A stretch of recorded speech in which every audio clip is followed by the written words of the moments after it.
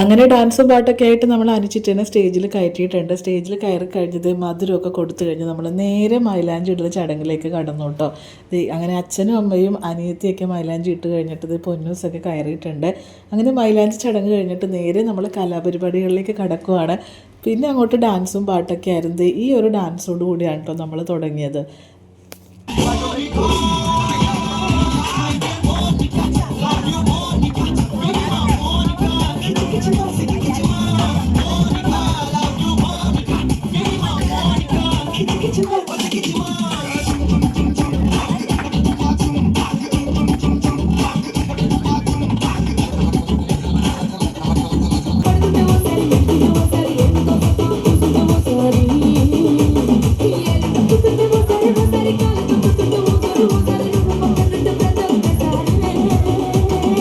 രണ്ട് മൂന്ന് ഡാൻസ് കഴിഞ്ഞപ്പോഴേക്കും നമ്മുടെ ഫുൾ ഫാമിലി സ്റ്റേജിൽ കയറിയിട്ടുണ്ട്.